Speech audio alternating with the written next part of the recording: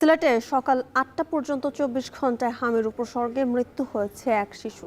এ নিয়ে সন্দেহজনক হাম রোগে বিভাগে মোট মৃত্যু দাঁড়িয়েছে ১১৪ জনে। বিস্তারিত জানাতে সিলেটের শহীদ শামসুদ্দিন আহমদ হাসপাতাল থেকে যুক্ত হচ্ছেন গুলজার আহমেদ। গুলজার, টিকা দেওয়ার পরেও সিলেটে হামে মৃত্যু কমছে না কেন, এ নিয়ে কি বলছেন চিকিৎসকরা? দেখুন, গত জানুয়ারি থেকে যদি সিলেটের প্রেক্ষাপটে হামের প্রাসঙ্গিকতা আসে তাহলে দেখা যায় যে এখন পর্যন্ত যে মৃত্যুর সংখ্যা প্রায় আজকে পর্যন্ত ১১৪ জন। বিশাল একটা সংখ্যা এটা, বিশেষ করে হামে আক্রান্ত শিশুদের জন্য। আজকেও একজনের মৃত্যুর ঘটনা ঘটেছে, এ নিয়ে মোট ১১৪ জন। যদিও স্বাস্থ্য বিভাগ তারা বলছে যে মূলত যখন সরকার যে হামের প্রতিরোধকারী যে টিকা যখন দেয় তখন কার্যক্রম শুরু হয়, কিন্তু একদম নিউবর্ন যারা আছে অর্থাৎ জন্মের ১ মাস থেকে ১ বছর পর্যন্ত এই সময়ের মধ্যেই আসলে বেশি শিশুরা আক্রান্ত হচ্ছে।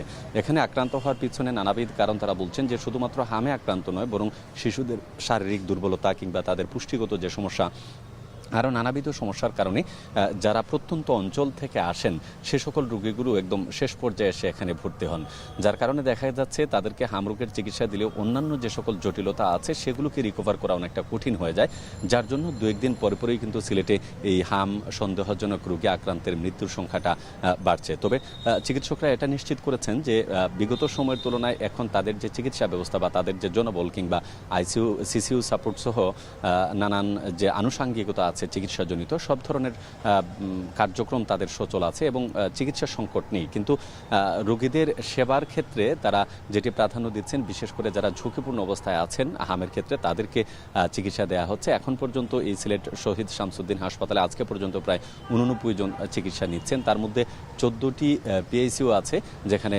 ফুলফিল অবস্থায় রয়েছে।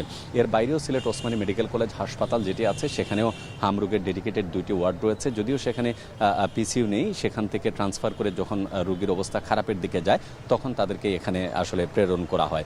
আর স্বাস্থ্য অধিদপ্তর আমাদেরকে যেটি বলছে যে তারা সিলেট জেলা মহানগর সহ বিভাগের যে অন্য যে সকল জেলা আছে স্বাস্থ্য অধিদপ্তর থেকে প্রত্যেকজন অভিভাবককে আসলে সতর্ক করা হচ্ছে যে প্রাথমিক লক্ষণের পরপরই যদি তারা চিকিৎসাটা নেন সেক্ষেত্রে রোগী যারা আছে তাদেরকে চিকিৎসা দিয়ে সহযোগিতা করলে বিশেষ করে এই জটিল যে অবস্থায় চলে যায় সেখান থেকে বের করানো সম্ভব হয়। কিন্তু যাদের অবস্থা আসলে খুবই শোচনীয় পর্যায়ে বা শেষ পর্যায়ে হয় তাদেরকে নিয়ে আসলে এখানে শেষ পর্যন্ত চিকিৎসকরা তারা তাদের সাধ্যমতো চেষ্টা করলেও কোনোভাবেই এই মৃত্যুর যে সংখ্যাটা সেটি কমানো যাচ্ছে না। তবে স্বাস্থ্য অধিদপ্তর এটি তথ্য নিশ্চিত করেছে যে সিলেট বিভাগের যে হাম রোগের প্রতিরোধকারী যে টিকা সেটি ইতিমধ্যে 100% সম্পন্ন হয়েছে। এখন হয়তোবা তার কার্যকরী যে ব্যবস্থা সেটি নিতে আর একটু সময় লাগবে। তবে এই মাসের মধ্যে তুলনামূলকভাবে অন্যান্য মাসের তুলনায় রোগীর সংখ্যা কিছুটা কমেছে এবং তারা ধারণা করছেন যে হয়তোবা আগামী 1-2 মাসের মধ্যেই যে স্বাভাবিক অবস্থায় সিলেট ফিরে আসবে। তবে এখানকার যে অবস্থা আমরা দেখছি যে স্বাস্থ্যের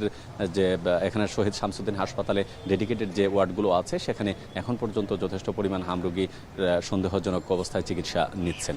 তো এই ছিল আমার কাছে সিলেট থেকে হাম নিয়ে সর্বশেষ তথ্য। যথিকা। হাম পরিস্থিতির খবর জানাতে যুক্ত ছিলেন গুলজার আহমেদ।